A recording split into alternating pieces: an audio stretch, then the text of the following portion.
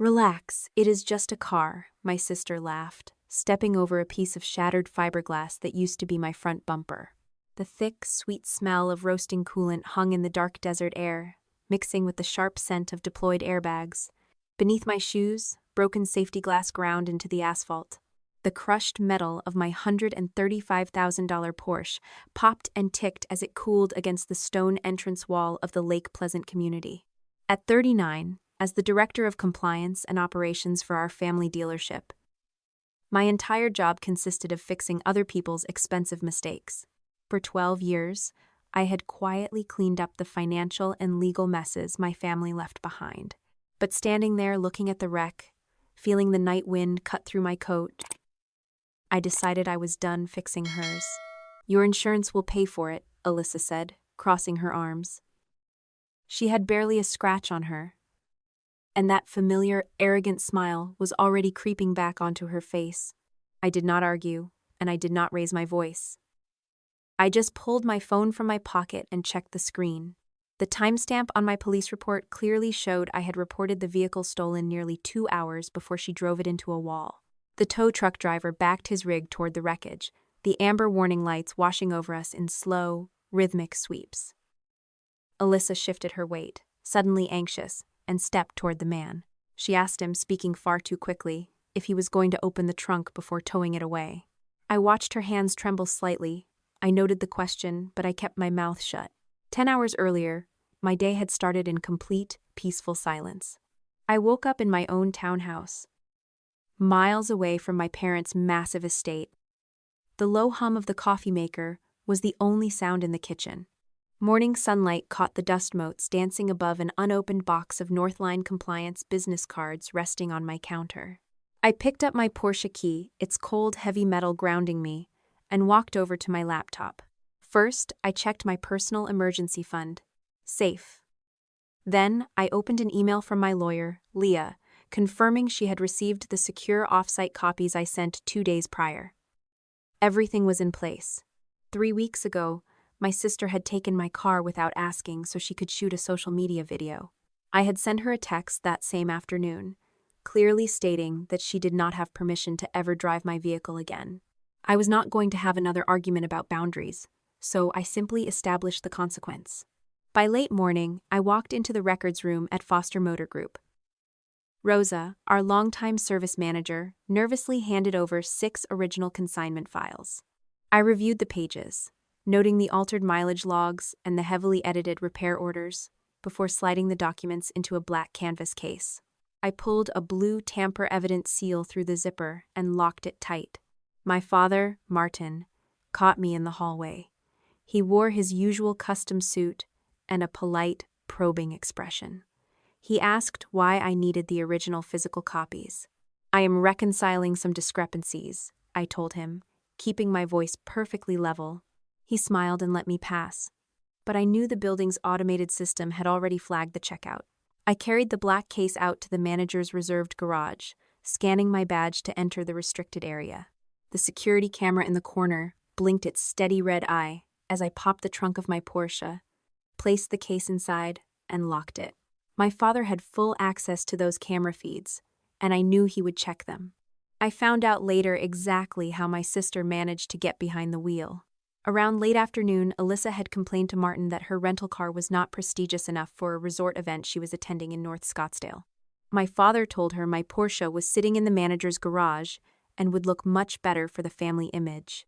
He handed her a temporary access code and told her exactly where to find a spare key inside the internal lockbox. He assured her I would not be needing the car that night. At the end of the workday, my phone vibrated against my desk. A notification from the vehicle's application flashed across the screen. The Porsche was moving. I logged into the garage camera feed just in time to see my empty parking spot. I picked up my phone, dialed her number, and waited. It went straight to voicemail. I typed out a text demanding she stop the car and return it immediately. A minute later, her reply came through. "Stop being dramatic. I am borrowing it for one night." I did not call my mother to smooth things over, and I did not march into my father's office to beg for his intervention. Instead, I dialed the non-emergency police dispatch and reported an unauthorized taking of my vehicle, providing the license plate and confirming I had explicitly denied her permission. Then, I called my insurance company, which brought us back to the dark, quiet road near the lake. The tow driver was securing the winch to the crushed frame when Alyssa's phone rang. The wireless connection in the wrecked car was dead, so she answered on speaker. Martin's voice cut through the desert silence, tight and urgent. "Did you get the case?" Alyssa spun around, her eyes wide with panic. She looked at the crushed trunk, then at the tow driver, and finally at me. "They will not let me open it," she stammered, her voice pitching up. "Dad said it belongs to the dealership." I stared at her. The timeline clicked into place. The sudden change in her route away from the resort. The desperate rush to this isolated road. My father had not just given her a car for a party. I had never told Alyssa there was a black case in my trunk. But my father had. Heavy knocks echoed through the hallway. Morning sunlight cut across the polished floor of Alyssa's condominium complex. I stood a few feet back, holding a paper cup of coffee, watching as 2 uniformed officers waited at her front door. My sister finally opened it, wearing a silk robe, looking annoyed but perfectly composed. "Ma'am, we are here about the stolen Porsche," the taller officer said. Alyssa actually laughed. That practiced, camera-ready smile appeared instantly. She turned toward me, completely confident that 12 years of habit would kick in. I would smooth it over. I would tell the police it was a family misunderstanding, and we would all go home. "My sister is just upset about a little accident," Alyssa told them, waving a dismissive hand in my direction. "Tell them, Camille. I just borrowed it for the evening." The officer looked at me, his notebook open. "Is that true, miss? Did she have permission to take the vehicle?" My hands were perfectly steady around my coffee cup. "No, I did not give her permission." The smile vanished from my sister's face. Her jaw actually dropped, leaving her staring at me in total shock. The officers did not pull out handcuffs or make a dramatic arrest on the spot, as they needed to follow standard procedure. They simply stepped inside to take her official statement. Alyssa immediately tried to tell them I was making up the theft because I was angry about the crash. The detective noted the timestamp on my police report and shook his head. I had called dispatch 2 hours before she hit the stone wall. The timeline proved my sister was lying. By noon, the heavy wooden doors of my parents' estate closed behind me. The living room smelled of my mother's expensive floral perfume and brewing tension. Martin stood by the fireplace, adjusting his expensive watch. Elaine sat on the velvet sofa, wringing her hands, while Alyssa dabbed her dry eyes with a tissue in the corner. "You can end this with one sentence," my father said. He kept his voice low and reasonable, using the exact tone he saved for closing difficult business deals. "Just call the precinct and say there was a miscommunication about the keys." My mother leaned forward, her voice trembling. "Camille, please. We gave you a career for 12 years. Do not tear this family apart over a piece of metal." I did not sit down. I reached into my bag, pulled out a single sheet of paper, and placed it on the glass coffee table. It was a printed copy of the text message I had sent Alyssa 3 weeks prior. "I warned her before," I said, watching my father's eyes flick toward the paper. "I reported the car missing before the crash. I am not changing the truth after the fact." Alyssa started to sob loudly, pressing her face into her hands. The golden child cried out that I wanted to see her in prison and that I was ruining her life over a stupid car. I felt absolutely nothing watching the performance. The coldness in my chest surprised me, but it was a massive relief. "If you need to discuss this further, send it in writing," I told them. I turned and walked out the front door, leaving the sound of my sister's fake tears behind me. An hour later, I sat across from my attorney. Leah possessed a quiet, clinical precision that always grounded my thoughts. I told her about the black case sitting inside the crushed trunk at the impound lot. The lawyer immediately began drafting a preservation letter. The police could not just casually rifle through corporate documents without a warrant or a subpoena, but Leah wanted an ironclad legal hold placed on the vehicle to prevent anyone else from accessing it. "Martin might try to accuse you of taking proprietary data," the attorney warned, looking over the rim of her glasses. I slid my own folder across her desk, It contained the inventory list and the time-stamped receipt showing Leah had received the secure off-site copies 2 days before the theft.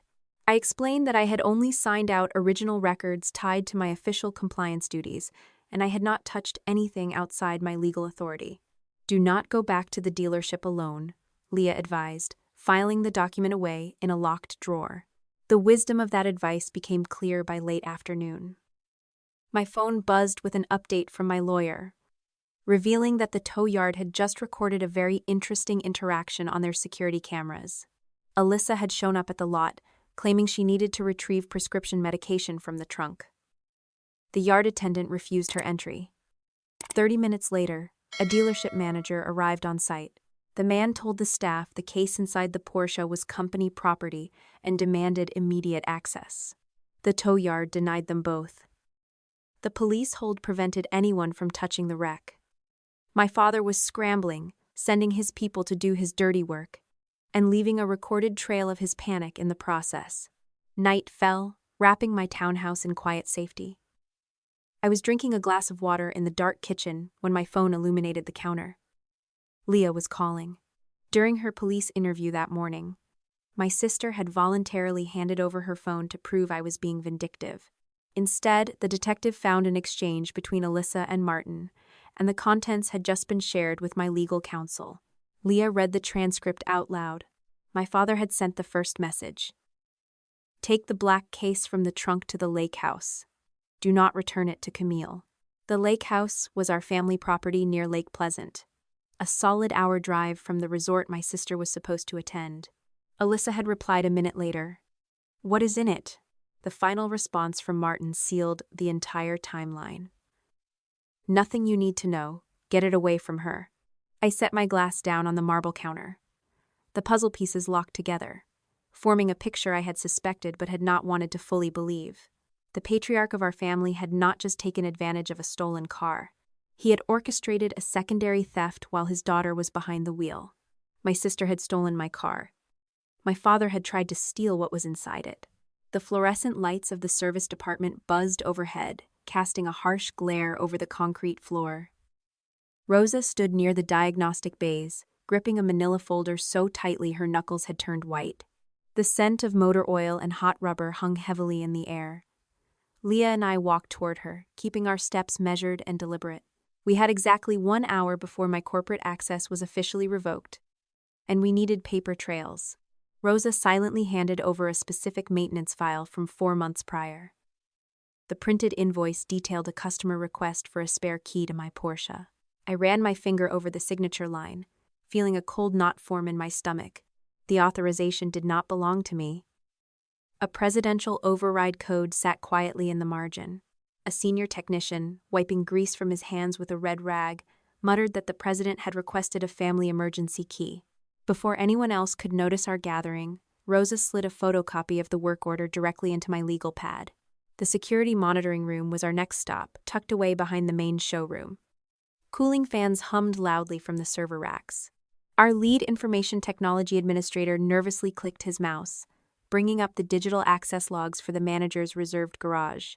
The green text on the black screen told an undeniable story. At 10 in the morning, on the day of the crash, the president's account had logged into the garage camera feed. That view had stayed active precisely while the black canvas case went into my trunk. 7 hours later, that same account had generated a temporary access code for the internal lockbox. Leah instructed the administrator to secure the log according to the company preservation policy. The young man looked terrified, but he confirmed the system automatically recorded every keystroke, leaving an unalterable trail. My father thought he was severing my access to the truth by locking me out of the building. He was about 24 hours too late. The summons to the main conference room arrived 10 minutes later. The space smelled of lemon polish and stale coffee, thick with an artificial corporate calm.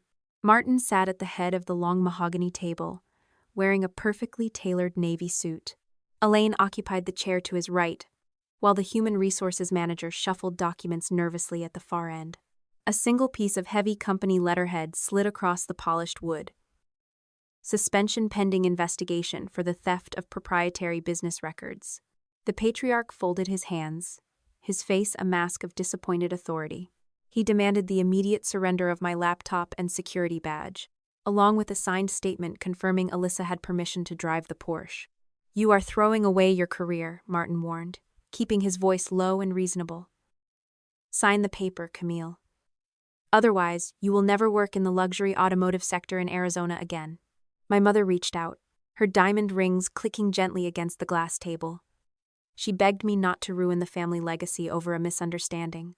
I did not raise my voice, nor did I reach for a pen. I unclipped my plastic badge, letting it clatter onto the table next to the laptop, and pushed the unsigned confession back toward them. "Then put that threat in writing too," I said, looking right past my mother to meet his eyes. I turned around and walked out of the room, leaving 12 years of my life on that table. Afternoon sunlight spilled across the hardwood floor of my living room. The townhouse was silent, a stark contrast to the buzzing tension of the dealership.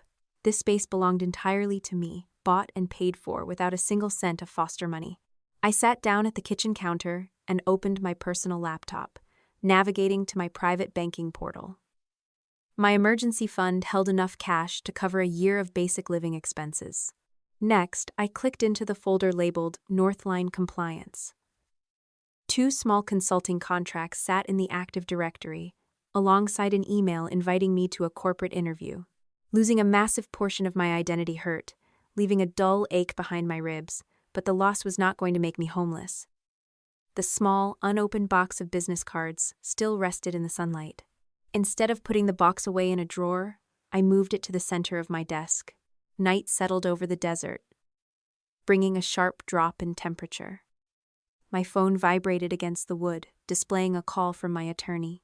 Leah spoke in her usual calm, measured cadence, confirming that the digital copies and the detailed inventory list I had sent her were completely secure. The metadata proved those files existed at her firm 2 full days before the crash. Martin could never successfully argue that I had fabricated the documents to cover up an accident. "I reviewed the system timestamps we pulled this morning," the lawyer added, paper rustling through the speaker. "Your father logged into the garage camera 5 minutes before he called the marketing office." I closed my eyes, letting the phone rest against my ear. The timeline arranged itself in my mind, sharp and irrefutable. First, the camera access to locate the exact position of the black case. Next, the generated code for the lockbox. Finally, the phone call sending his favorite daughter to the vehicle. My father had taken my sister's lifelong habit of taking what belonged to me and weaponized it. He needed that evidence gone, and he had used the perfect, unsuspecting camouflage to remove it from the property. He had not discovered Alyssa had taken my car. He had sent her to take it. Rosa stirred her black coffee for the 5th time, the metal spoon clinking nervously against the ceramic mug. We sat in a quiet corner booth of a diner, 2 towns over from the dealership. The air smelled of burnt toast and harsh industrial floor cleaner. The service manager slid a folded manila envelope across the sticky table. Her hands were shaking, the knuckles turning white against the brown paper. Inside sat copies of 3 different repair orders, printed before the system edits were finalized. "He made me change them," Rosa whispered. She kept glancing toward the diner entrance. The original tags clearly stated damage after private event. "Your father called me into his office and told me to re-enter them as transport damage. Camille, if I lose my job, my husband loses his health insurance. I cannot afford to be brave right now." I pushed my untouched water glass aside and placed my hand over her trembling fingers. "I am not asking you to burn with the company. I want to separate the people who followed orders from the man who gave them. You are protecting yourself by giving me this." Rosa let out a long breath, finally leaving the spoon in her cup, and nodded. 2 hours later, those altered repair orders sat spread out across Leah's mahogany desk. My attorney carefully cross-referenced the dates with our intake logs, while I pulled up social media posts I had meticulously archived 8 months ago. The pieces of my father's puzzle were finally clicking together, revealing a pattern much larger than my ruined vehicle. A silver Bentley belonging to a client had logged over 400 extra miles. During a weekend, it was supposed to be securely stored in our climate-controlled bay. Alyssa's social media feed showed her posing with that exact vehicle in front of the red rocks of Sedona on those precise dates. A pristine Range Rover appeared in the background of a charity gala photograph, despite the dealership software showing it waiting for a basic transport inspection. Leah put a former client on speakerphone to confirm another missing piece. A harsh, static-filled voice complained about receiving a consigned vehicle back with deep scratches and unexplained tire wear. The man explained how Martin had quietly reduced the final selling fee by $3,000 just to buy his silence. I pulled out a data export from my own physical files. The complaint had been manually changed in the system to read, resolved with no damage, erasing the incident entirely. The devastating financial reality crystallized that afternoon in the downtown office of Julian, the forensic accountant approved by our commercial lender. Because I was securely locked out of the company's servers, Julian worked strictly from bank statements legally provided by the lender after they initiated a formal review. The accountant mapped out the flow of cash with clinical precision, his pen tapping rhythmically against the heavy ledger. New customer deposits were sweeping directly into the operating account instead of holding in escrow. That incoming cash quietly paid for the secret repair bills on the damaged consignment cars Alyssa had taken out. Consequently, legitimate refunds to older clients were being constantly delayed, waiting for the next deposit to cover the gap. The mechanism clicked perfectly with a memory from 6 months prior. I had stood in my father's office, asking why a routine client refund was 2 full weeks late. Martin had quickly closed a banking tab on his monitor, claiming the lender was just slow processing the wire. The sudden speed of his hand on the mouse had bothered me enough to start keeping a private paper timeline. I had not suddenly become a brilliant investigator after a car crash. I had been watching the cracks form for nearly a year. Julian leaned back in his leather chair, taking off his reading glasses and rubbing the bridge of his nose. He explained that this was no longer merely sloppy bookkeeping or an aggressive marketing strategy. If the lender stopped funding the credit line, Foster Motor Group would immediately fail to cover its basic obligations. The entire family business survived on new money, quietly paying off old liabilities. I looked down at the final spreadsheet, feeling the crushing weight of 12 years of misplaced loyalty pressing against my chest. My mother always told me to protect our legacy, but there was no legacy left to protect. "What is the total rolling shortage?" Leah asked, her voice tight in the quiet room. Julian tapped the bottom line of the heavy paper stack. The missing money was not $20,000. It was nearly $680,000. My phone vibrated against the cold marble of the kitchen counter, shattering the morning silence of my townhouse. An audio file glowed on the glass screen, sent directly by Rosa from the dealership showroom floor. I pressed play, and the unmistakable acoustics of our main lobby filled the room. Martin spoke first, his voice echoing with practiced, grave disappointment. The patriarch informed the gathered sales staff that a disgruntled employee had stolen sensitive customer data in a malicious attempt to force a corporate buyout. My mother chimed in a moment later, her words trembling flawlessly as she described the profound heartbreak of a family betrayal. Finally, Alyssa addressed the crowd. My sister wore a soft medical neck brace, playing the traumatized survivor of a terrible accident caused by her cold, calculating older sibling. The narrative was perfectly constructed. Without my presence to counter the performance, dozens of innocent employees would undoubtedly believe every single word. The fallout reached the local community by lunch. Gossip spread through neighborhood social pages, spinning wild rumors about a jealous older sister reporting a minor traffic incident to the police just to collect an insurance payout. My email chimed with a polite but firm cancellation from a prospective Northline compliance client, stating they needed a consultant without public controversies.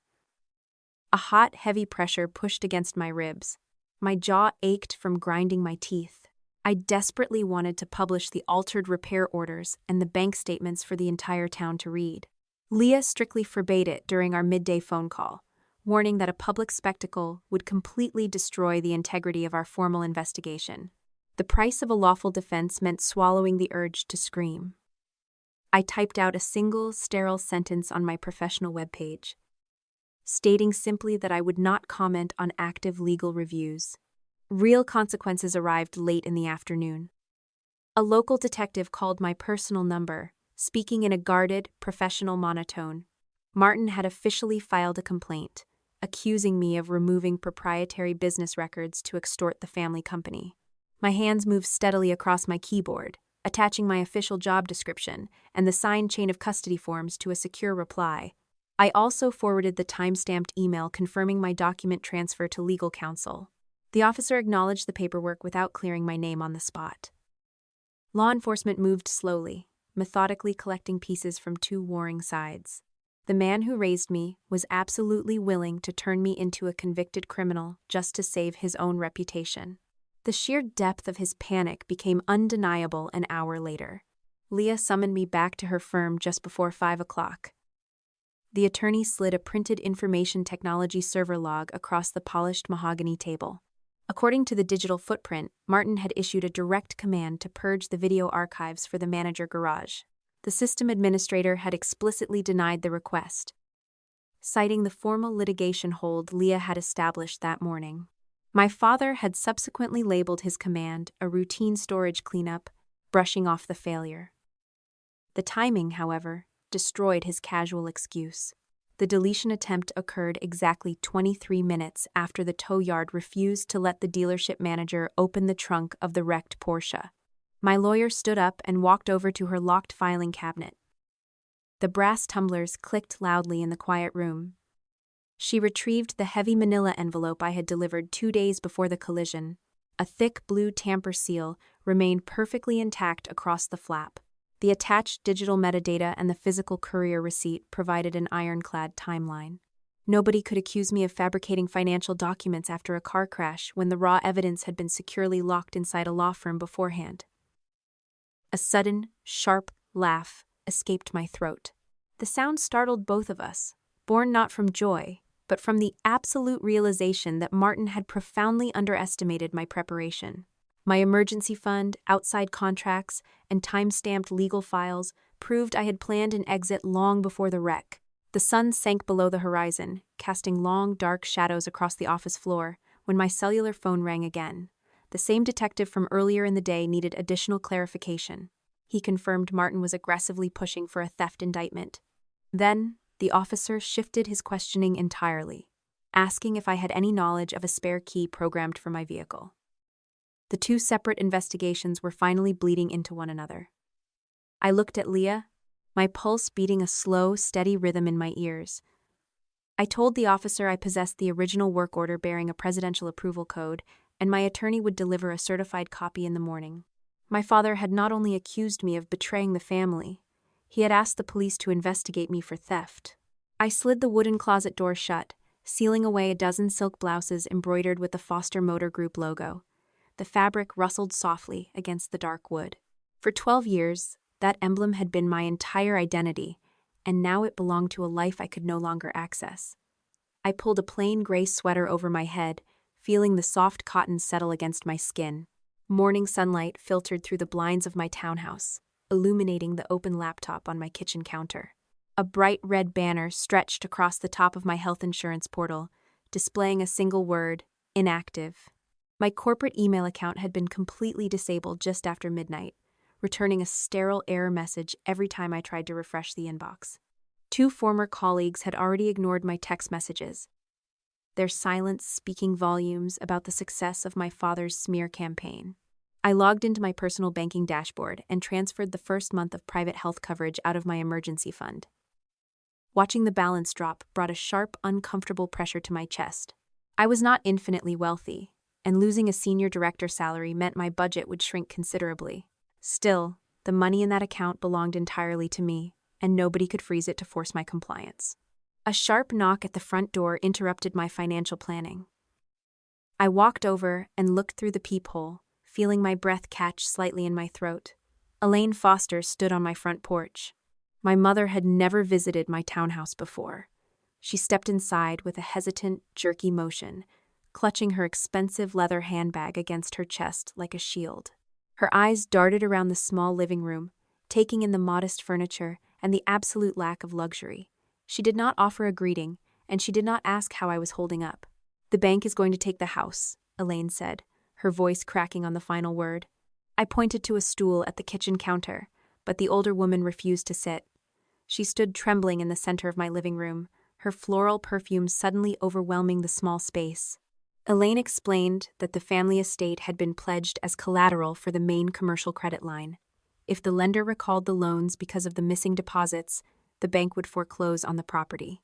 My mother did not apologize for Alyssa crashing my vehicle, nor did she acknowledge the theft. She simply demanded that I withdraw my evidence and stop the corporate investigation before she lost her home. "How many times did you sign loan documents without asking where the money actually went?" I asked her, keeping my tone perfectly flat. Her manicured fingers gripped the handle of her purse even tighter. "Your father told me he needed to leverage the equity to save the company. I signed what he put in front of me, Camille. I always assumed you would fix the accounts eventually." The sheer weight of her expectations settled heavily over the room. She knew about the financial holes, and she had simply waited for me to shovel the dirt back in. After Elaine finally left, I sat in the quiet kitchen for a long time. The thought of my mother losing her home gnawed at the edges of my resolve, twisting into a familiar, suffocating guilt. I picked up my phone and called Leah, asking a question I immediately hated myself for speaking out loud. I asked if pulling my documentation would stop the lender from moving forward. My attorney answered with clinical, unwavering honesty.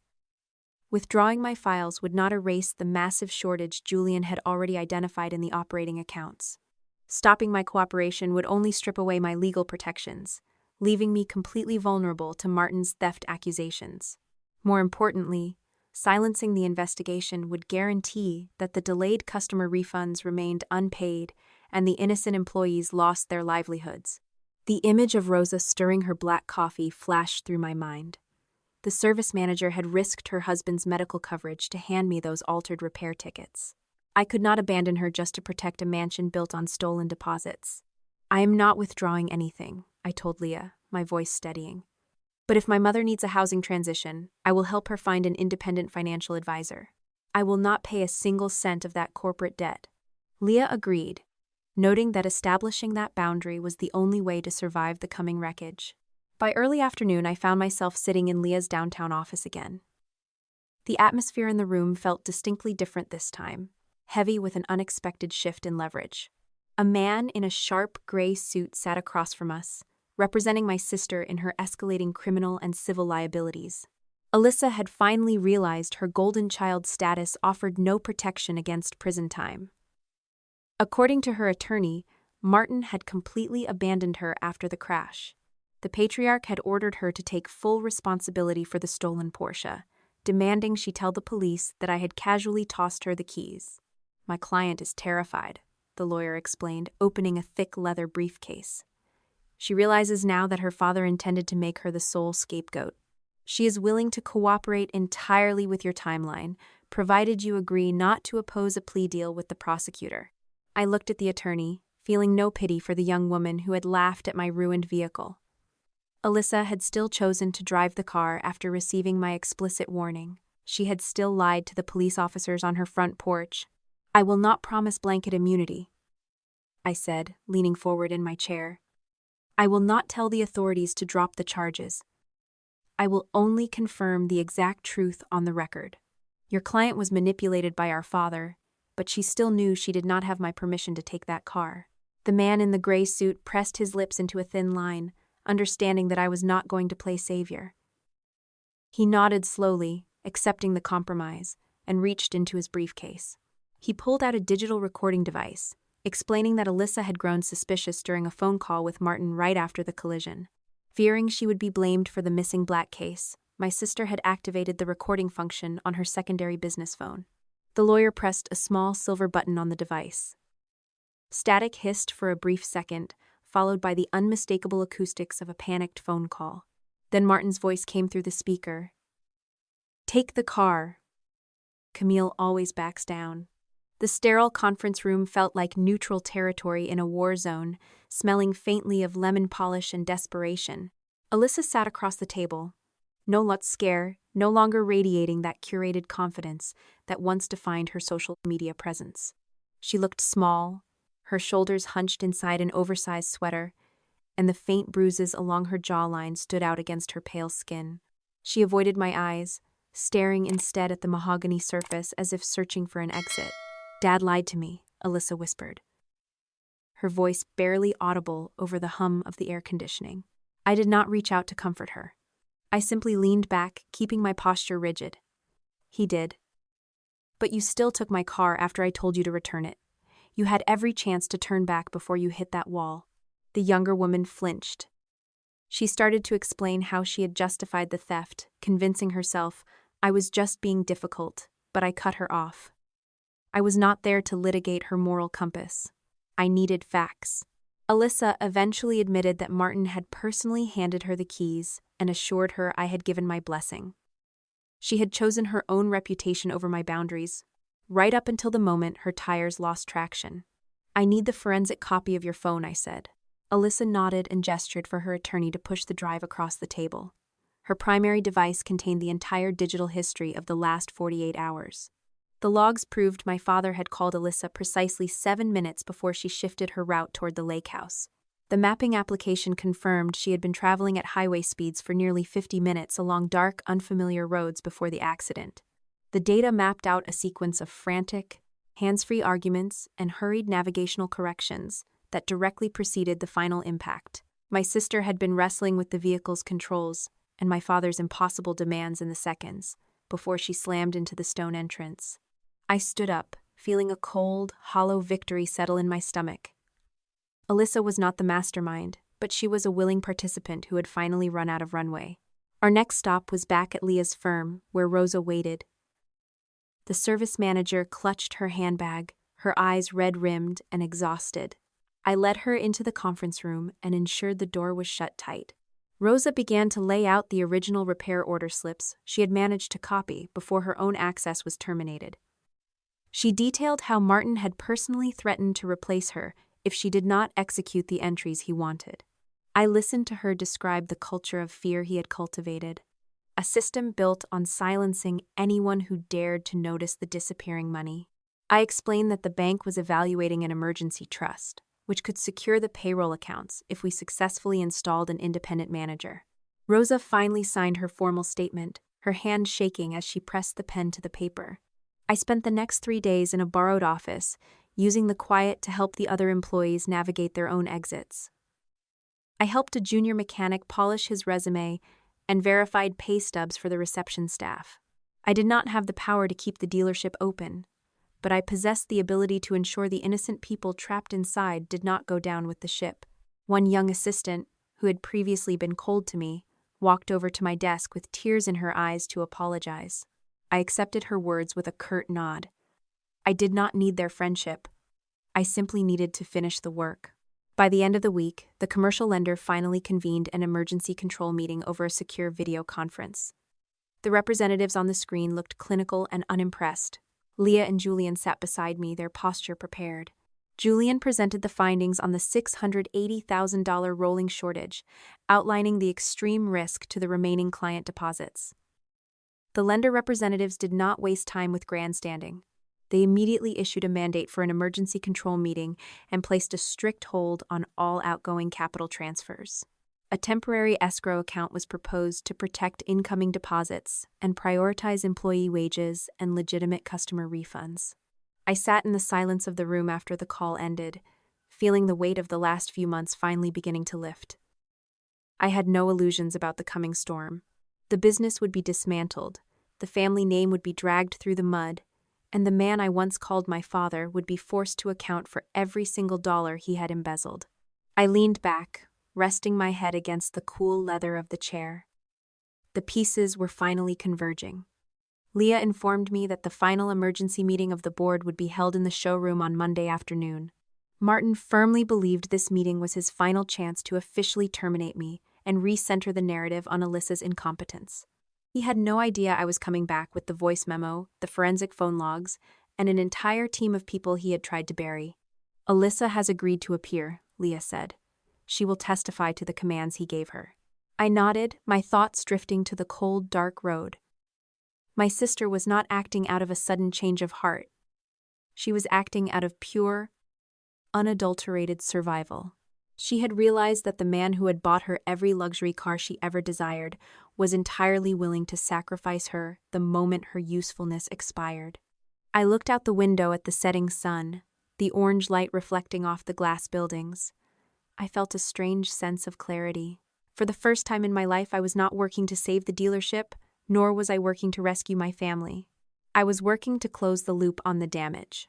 I thought about the independent life I had already begun building outside the dealership. I realized now that the box was already empty of its original purpose. I was no longer an employee trying to patch the leaks in a sinking ship. I was the one who had finally stopped sealing every leak they created. "Do you want to go home?" Leah asked. "No," I replied, standing up. "I want to go to the showroom. I want to make sure the evidence is organized perfectly for Monday. I want him to see it all. Every repair order, every mileage log, every message he sent to his daughter while she was driving toward the wall." I walked out of the office and into the cool evening air, my steps rhythmic and precise. The city was waking up, but I felt strangely removed from the frantic energy of the crowd. I was focused on the objective. I was focused on the truth. I could almost see Martin's face when he realized he had lost control of the board, the employees, and the narrative. He was a man who lived for the illusion of authority, and he was about to discover that his authority was only as real as the people who allowed him to hold it. I reached the parking garage and unlocked my vehicle. As I sat in the driver's seat, I allowed myself to breathe. My life had been defined by the mistakes of other people, by the chaos of my family's ambition, and by the relentless pressure to keep the Foster name pristine. All of that was about to disappear, replaced by something I had not even known I was looking for. I started the engine, the familiar vibration humming through my hands. I did not need the dealership. I did not need the approval of the people who had treated me like a safety net for 12 years. I just needed to ensure the people who had actually done the work were given a fair chance at a future. I pulled out onto the main road, the city lights blurring into long, colorful streaks. I turned the corner toward the showroom, my mind already running through the checklist for Monday. I had the records, I had the logs, I had the truth. And for the first time, I knew exactly what I was doing. I was finally free. The showroom floor smelled of floor wax and expensive leather, a sterile perfume that had defined my life for 12 years. I stepped through the glass doors at exactly noon. Martin sat at the head of the long mahogany conference table, his back straight, his expression a practiced mask of wounded authority. Elaine occupied the chair beside him, her fingers fluttering nervously over her lap. Alyssa sat at the far end, looking at her hands. My father surveyed the room, his gaze lingering on the human resources manager, the dealership counsel, and 2 stern representatives from the commercial lender. He stood up, adjusting his cuffs, and announced that we were here to finally address the unauthorized removal of proprietary company records by a disgruntled employee. He spoke with the cadence of a man giving a eulogy for someone who was still very much alive. Martin finished his prepared statement by pointing a manicured finger in my direction, declaring that my actions had put the entire business at risk. Leah, sitting to my left, simply tapped her pen against her legal pad. She did not raise her voice, but the sound cut through the silence. She asked Martin if he wanted to place that official accusation on the record, to which he firmly agreed. My father was so committed to the performance that he did not see the trap closing around him. The monitor mounted on the showroom wall flickered to life. I did not deliver a dramatic, emotional speech. Instead, I let the objective timeline speak for itself. I projected the security footage of the manager garage, showing Martin monitoring the camera feed while I locked the black case in my car. The room went dead silent as the work order for the spare key appeared next, bearing the president's authorization code. Martin began to flush, his composure fracturing, but he insisted that he had only been securing company assets against my suspicious behavior. "Take the black case." The voice recording filled the showroom, crisp and unmistakable. Martin's face turned a dangerous shade of purple as his own voice confirmed he had ordered my sister to remove the item while she was already driving my vehicle toward the wall. Alyssa finally looked up, her expression hardening with resentment. She explained that he had lied to her about my permission and instructed her to lie to the police. Martin snapped, calling her ungrateful, and in that single moment of uncontrolled rage, the patriarch destroyed the last shred of his credibility in front of the lender. Julian stepped forward to present the financial findings, detailing the mileage logs, social media evidence of personal use, and the systematic redirection of customer deposits to cover the service department's mounting debts. One of the lender representatives stood up, informing Martin that he was officially suspended from accessing all corporate accounts and digital infrastructure, effective immediately. The man was a ghost of a leader, standing at the head of a table where he no longer held the keys to anything. I walked toward the head of the table. Leah laid the inventory receipt on the table, proving the original documents were already in the possession of the law firm days before the crash. My father reached out to snatch the folder, but the outside business counsel intercepted his hand, gently moving the document out of his reach. The attempt to destroy the files had only served to prove his intent to hide the fraud. He stared at me, his eyes wide and vacant, realizing the empire he had built on deceit was dissolving in real time. He gripped the edge of the mahogany table, his knuckles white. He whispered that I had destroyed the family, but the accusation carried no weight. I looked him straight in the eye, my voice perfectly steady in the quiet room. No, I stopped destroying myself to protect it. Martin stood there for a long moment, swaying slightly, before he finally turned to leave. He walked past the staff who had spent years fearing his temper, past the lender who held the future of the dealership in a folder, and finally out the glass doors. For the first time in 12 years, my father left the building because someone else told him to. I remained standing at the head of the table, watching him disappear into the afternoon heat. I felt no rush of adrenaline, only a quiet, profound sense of closure. The long, exhausting work of protecting the Foster name was finally over. 8 months later, the empty showroom floor of what used to be Foster Motor Group echoed with the hollow sound of footsteps. The new owners, a group my lender had carefully vetted, were currently finalizing the transition of the physical assets. Every cent from the sale went directly into an escrow account, prioritizing the long list of customers waiting for their deposits and the loyal employees who had earned their final checks. Martin had lost all rights to the family name, and his influence over the building had vanished along with his ability to access the accounts. The legal proceedings moved at the agonizing pace of the state judicial system.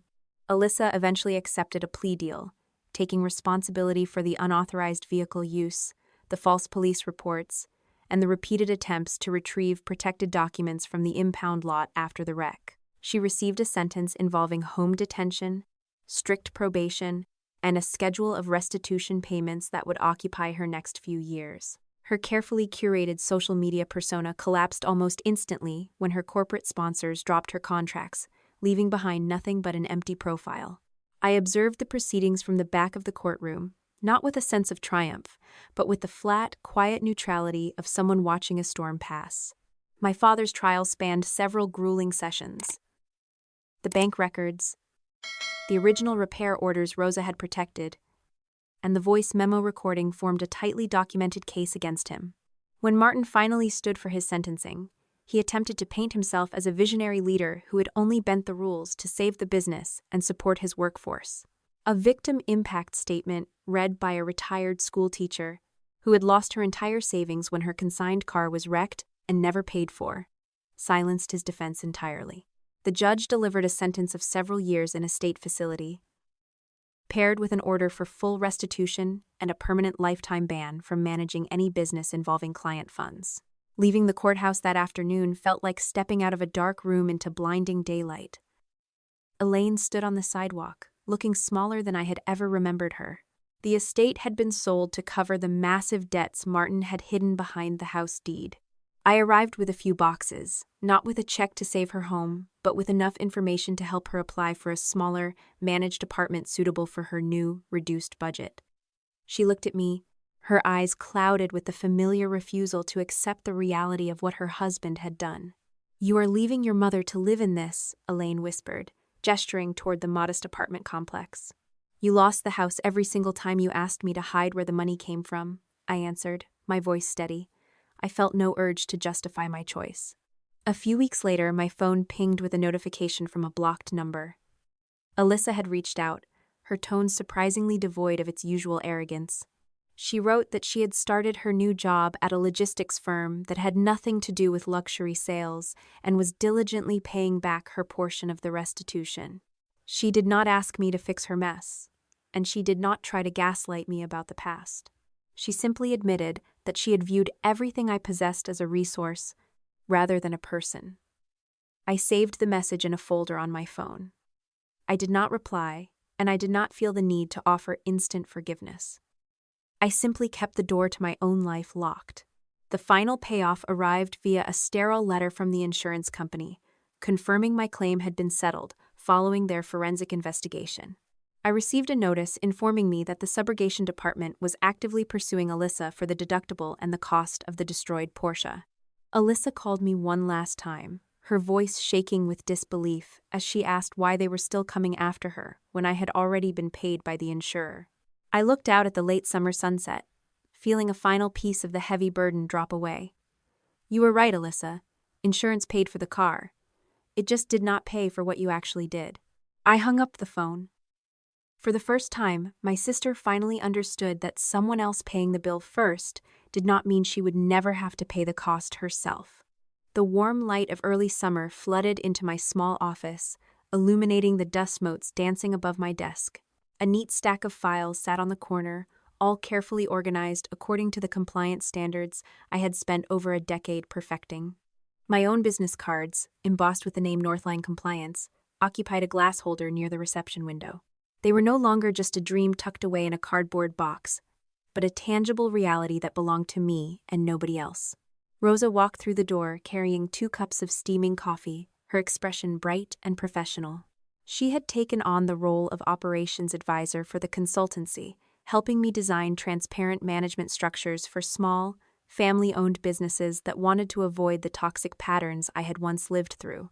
The office was modest, lacking the sweeping grandeur of the old dealership, but it was ours.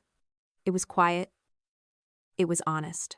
A potential client had called earlier that morning, asking if I would be willing to help them obfuscate a series of irregular ledger entries during an upcoming audit.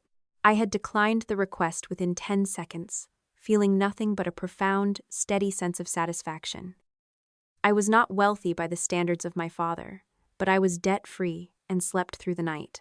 I did not need their money, and I certainly did not need the moral compromise. Later that afternoon, I met with a small group of the former dealership employees at a nearby cafe. We sat at a corner table, sharing updates on their new positions and career paths. One mechanic, who had worked under Martin for nearly 6 years, leaned across the table to thank me again for securing the personnel records.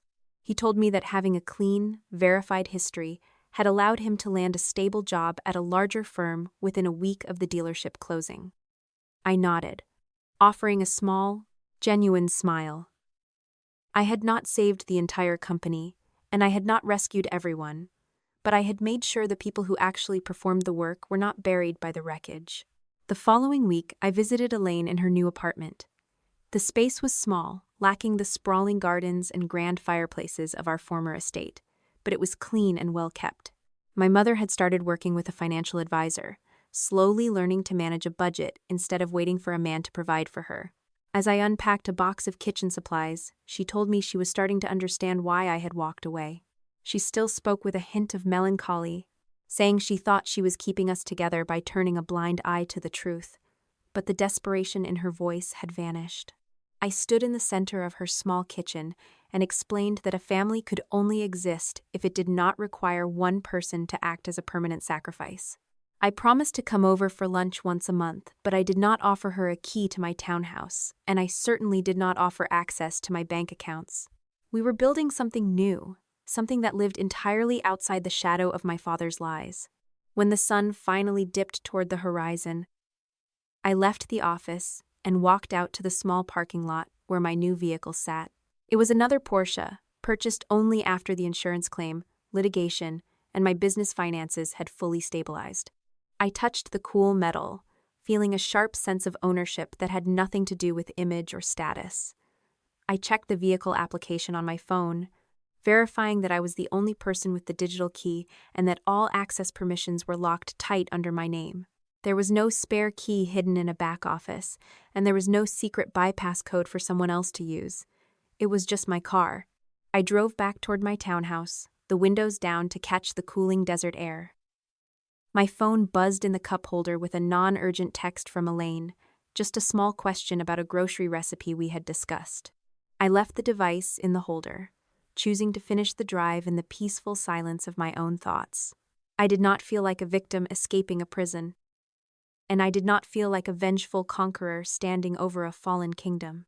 I was simply a woman who had finally learned to differentiate her own responsibilities from the consequences of other people's greed. The engine purred as I pulled into the private driveway of my home.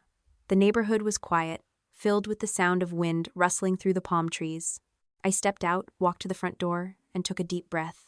For 12 years, every time I sat behind the wheel, I had been waiting for the next crisis, the next demand, or the next emergency phone call from the people I was supposed to keep afloat. I had lived my entire adult life as a safety net for a man who did not care if I snapped. I reached into my pocket and pulled out the single heavy key to my front door. I unlocked the deadbolt, stepped inside, and flipped on the light. The house was mine. The quiet was mine. I closed the door, knowing that I would never again be asked to hold the world together for anyone else. This time, there was only one key, and it was mine. The most difficult truth you will ever have to confront is that love, in its healthiest form, never demands that you lose yourself to save someone else. If you are currently standing in the shoes I once wore, constantly reinforcing the foundation of a family that only knows how to tear you down, you must understand that your loyalty has become your greatest liability. You were not born to be a permanent safety net for the people who refuse to build their own lives, and every time you step in to fix a mess that someone else created, you are effectively paying for their right to continue hurting you. True boundaries are not acts of cruelty. They are the necessary, sometimes painful, architectural requirements for your own survival. You must stop waiting for the people who benefit from your instability to suddenly develop the character required to respect your strength. They will not change because you are kind, and they will not appreciate your sacrifice until they have nothing left to take. Instead, recognize that the moment you choose to stop holding the world together for them, you are finally free to start building the life you were meant to have. You do not need to burn bridges to set yourself free. You only need to stop crossing them to reach people who have no intention of meeting you halfway. It takes a terrifying amount of courage to walk away from the people you have been conditioned to protect, but that fear is simply the feeling of your own life beginning to expand. Do not let your sense of duty become the prison that defines your existence. If you found yourself nodding along as I told my story, maybe it is time to ask yourself, what is the actual cost of the peace you are currently trading away for a family dynamic that leaves you empty? And what version of your own life are you missing while you are busy managing the chaos of someone else's?